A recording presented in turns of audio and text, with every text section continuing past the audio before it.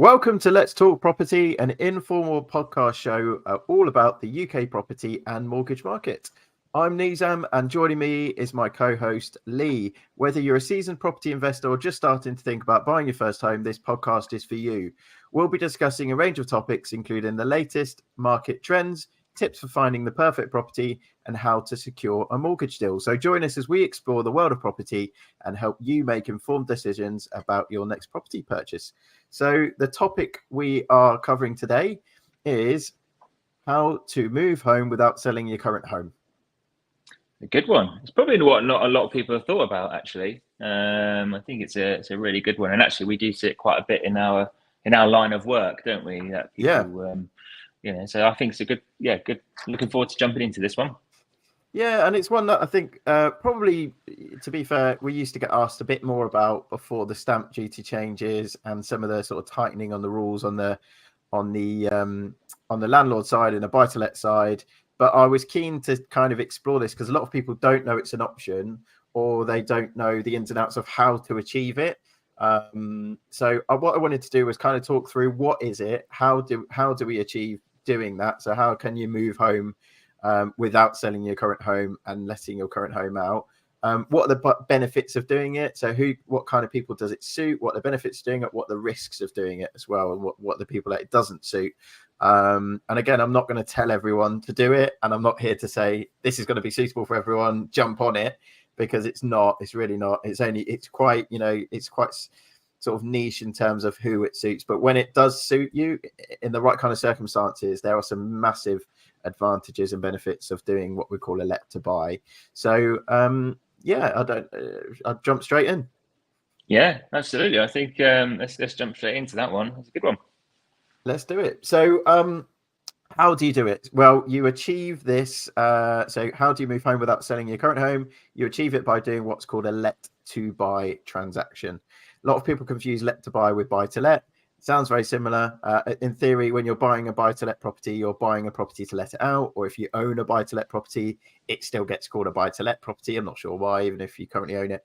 Let to buy is the only time they use it is in this scenario. So it's where if I am right here in this house is the only house that I own. So if I am moving out of my home into another property because we want to upsize or we want to move to a different location, and I don't want to sell my current home for whatever reason, doing a let to buy allows me to keep this home, let this property out, and then move to my new home. So it is where you exactly do that. It's usually achieved by remortgaging your current home. So I'd be remortgaging this, which is currently on a residential mortgage, to a buy-to-let mortgage.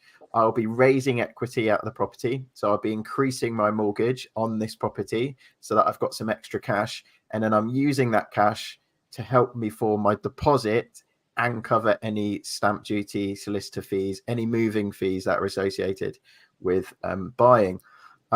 Really important that the two separate transactions, because I still need a mortgage for my onward purchase. So I'm doing a remortgage here from a residential to a buy-to-let, and I'm getting a new mortgage with a new lender potentially for a residential mortgage for my purchase. So they are two transactions, and they need to work collectively. They need to work together, and they need to happen simultaneously. So that is where I'll come on to a little bit later on, but that's where it's not something I would advise doing on your own. It's something I would advise doing with experts that know what they're doing on this side, because it's very easy to get caught out. So who is it suited to, firstly? So Let's Buy is not going to be suited for everyone. Or it's not even going to be available for everyone as well, to be really clear. So it is a tricky transaction to get right, but with the right advice and the right type of situation, it can be an excellent solution for lots of different reasons. So the types of situations where we see this working really well, probably both of us, are people that need to move, but they don't want to sell their current home for sentimental reasons. So you might have inherited the family home. You might currently own the home that you grew up in. And you don't want to let go of it because there's a lot of sentimental value there. So that allows you to still move without having to stay there, but it avoids you having to sell the property to someone, outside the family, someone that you don't know. So that's a good example. Also, someone that wants to generate an extra income. So people that want to generate an additional rent income stream through something like rental income, for example, which could be especially helpful when you're planning for retirement. You're not having to rely on the more traditional methods of paying into a pension if that doesn't suit you. People that are struggling to sell their current home. So if I was struggling to sell this home because the market demand was low in my area, or I didn't actually want to sell for what I was getting valued for. So if I felt actually property is quite, I think, undervalued, maybe I don't want to sell it right now because I think I might lose quite a bit of money. Whereas if I waited a little bit longer and sold it, I might achieve a higher value. So that's, again, where it works really well. And also people that want to take advantage of future property value increases. So by owning multiple properties, the benefit of a property value increase is even greater compared to owning just one. And I'll come on to that in a bit as well. And the last one there as well is a lot of people, it suits are people that maybe fit into one of those boxes and also have a lot of equity in their current home. So they either have a really small mortgage relative to their house value, or they don't have a mortgage at all. That's where it's a lot more achievable and a bit easier to get the borrowing you need. So that is who it suits. Have I missed anything? No, I think I was going to say from experience is if you've got like a dependent relative or someone that you want to stay in the property, you can. It's a little bit more fuzzy area, but going back to that sort of wanting to keep the family home, that sort of area, I think there's things that you can do to help relatives and things like that to stay in the property and you move out. But I think it's a fantastic, just in terms of opinion, it's a great way to kind of supercharge your property investor side, as well as buying a new home or a larger home or downsizing or whatever. It's a real shortcut. You haven't got to find a property, have you? Like you say, you haven't got to find that investment property. You already know what that property is because you've lived in it. You've just got to find a new home to live in. So it really does, I think, it supercharges your sort of buying a new home and getting a large home. But also, if you wanted to invest in property, it's a great way to kind of really accelerate that process and doing it all Absolutely. At the same time. Yeah, 100%. And also, a really good point, I think, as well, is it if you've invested a lot in that property, if it's been your home, you might have, put new windows and doors in, you might have, done it up to quite a high spec, you might have put a really expensive kitchen in, you might have extended. And again, that if you know that you've looked after the property, why would you, you could sell it, but actually at the same time, if you're buying an investment property that you don't know very well, like you just said, if you're buying a buy-to-let property, you might not know the history behind it. You can get a survey done, but you don't know really all of the ins and outs of the property. Whereas if it's property you've lived in, you probably know it really, really well. You know where all the creaks and cracks are. You can kind of, you could be a bit more confident in knowing you're hopefully not going to have any problems with it structurally or anything else longer term by keeping hold of it. Yeah, you're going to have peace of mind that it's okay because you've been living in it, aren't exactly, you? So, yeah. You know what the property's like. So yeah, fantastic. Brilliant. Cool, lovely. So let's look at some of the risks. So I wanted to cover the risks first because there are some, and let's address some of the uncertainties head on. So if property prices drop, which can happen. It sounds like it's it is happening this year. It sounds like it may happen again next year. If property prices drop, you could end up losing equity in more than one property. So, the benefits of a market values going up is twofold. But again, if it's coming down, it's the same. You are losing more equity than you would potentially than if you owned one property. So that could be especially painful if you're looking to sell when the market has taken a drop. Obviously, if you don't have that pressure to sell at a certain time, then you could just hold out until the market recovers, fingers crossed. Most people would need to increase their mortgage borrowing, so the mortgage debt, in order to achieve this. So we've talked about remortgaging, like I talked about me remortgaging my home to a buy-to-let mortgage and increasing that mortgage from what I currently own because I need to take cash out to form my deposit, cover my fees. So this comes with the risks, if interest rates can go up, like we have seen again this year, or if they go up again in future, that could eat into any profits. It could eat into any equity that you have again. So that is one of the risks I would also point out. Another risk is the tax treatment of rental income. We sort of lightly touched on it at the start. So there's been a lot of change over the last few years and landlords are now paying more and more tax on rental income than they were before. So depending on what tax rate you pay on your general income, so if you're also getting employed income or self-employed income, depending on where you sit on the tax bandings, this could make rental income less attractive. And it has, for some of the higher rate or additional rate taxpayers, it's made rental income more taxable. It's, the profits are lower on that monthly gain. So again, it comes back to, what is your priority? Is it actually want to keep this because I want the longer term gains from the property value going up, or is it that I want to generate that additional income? And again, if you're a higher rate or an additional rate taxpayer, if it's the monthly income you're looking for, that might not be the most tax efficient way of doing it. That again would be a tax advisor to give you some advice in that area. And the last one, really, two more, tenant related challenges.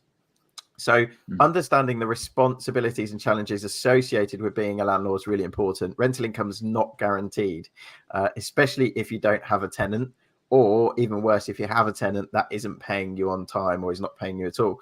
We're seeing an increase in rental arrears. We're seeing an increase in mortgage arrears because of the cost of living crisis. So again, there's a very real risk there that actually, if you took your money and shoved it into an investment elsewhere with a guaranteed return, it might get less of a return, but it's potentially more of a guaranteed return than rental income.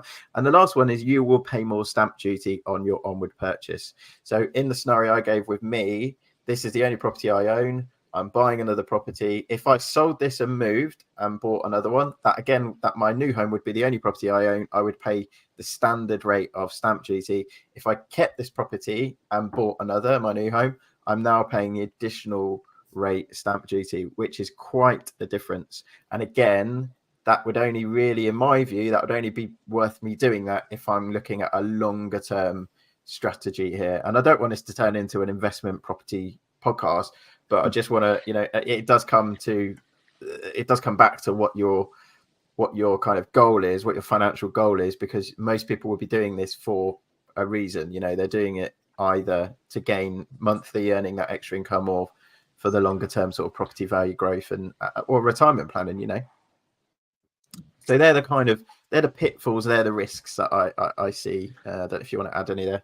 Yeah, I think from all the risks, the sort of overarching thought that I had, just when you go over those risks, is if you're thinking about it, there's two really important bits of advice you probably need is around the mortgage part, because there's two mortgages, there's a few more variables there because it is buy to let or let to buy and then a purchase, but also tax advice. You really need that tax advice to make sure you're not going to have any nasty surprises with stamp duty and obviously income tax and things like that. So it's understanding all of that. So I think for me, the risks, taking that on board from you then, Neezam, was, if you are seriously considering this, you really need advice from a mortgage perspective and a tax perspective, which is slightly different maybe to a normal purchase. You do get some limited tax advice from maybe a solicitor who advises you what stamp duty or liability you are, but I think you need to deep dive into that a little bit further than normal, I think is my thought. So no, it's really good. Yeah, completely agree. So I think in terms of the next thing I wanted to do was look at some of the common mistakes we see people make. If you're attempting to do this on your own, or if it's something that you're considering, here are some of the mistakes that I've seen people make. There's three here that I wanted to cover off. I'm not giving a definitive list of everything, by the way. There are more advantages, there are more risks, there are more mistakes. These are just some that I could fit into the podcast. So a big one is underestimating costs. It's the first thing I point out to anyone I speak to, with my mortgage advisor hat on, is you must account for all of the associated costs of your buy-to-let property. But two, we talked about stamp duty as well. But also don't overlook the fact that actually owning two properties costs money. You've got to keep up with the maintenance. You've got to you've got to cover property management. You've got to cover potentially a letting agent fee. So there are additional costs there again that you have. The rental income, the return of that investment might be really attractive, but once you look at actually after all those costs have been paid out, it may or may not be worth doing. So again, don't underestimate what those costs are. Insufficient financial planning. So making sure you've got, like you said, Lee, make sure you sat down with a tax advisor. You can get property tax advisor specialists. You know, there are people that I would normally direct my clients to say, look, speak to them and then build a financial plan that considers your mortgage payments, your rental income, and also make sure you've got a pot of money, or at least a plan that if you do have a tenant that isn't paying you, or if you don't have a tenant at all and the rent stops, what's your plan? How are you going to pay your mortgage? Because again, you need to make sure you're keeping up with payments on your current home, but also if you've remortgaged from a residential to a buy-to-let mortgage, you also need to keep up with the payments on that as well. And if you're not getting the income in for months for whatever reason, you need to make sure that you can still do that. So having a financial plan is something that a lot of people don't do. And the third thing is approaching unsuitable mortgage lenders. A lot of people just think, great, I will talk to my current lender and they'll allow me to borrow as much equity as I want out of the property, all the way up to 100%, and then they'll allow me to let it out. And actually, do you know what? They probably won't. So this is where, you know, it comes down to making sure you are approaching the, you know, suitable lenders, because there are a lot of lenders, even on the buy-to-let side, that will do a buy-to-let purchase or a buy-to-let remortgage, but they don't like a let to buy. You also need to make sure both of those lenders are comfortable with what you're doing. So you might find a buy-to-let lender or let-to-buy lender that's comfortable with this remortgage, but the onward residential purchase mortgage is not comfortable with what you're doing. Therefore, it falls apart at the end. So you need to be really clear and really, really make sure you do those checks if you're doing it on your own. If not, you know, rely and lean on an experienced mortgage advisor who's done this, and tell them what your plan is, and they can then give you that advice on what lenders are going to be suitable and what lenders are comfortable with allowing you to do what you need to do. That's that one.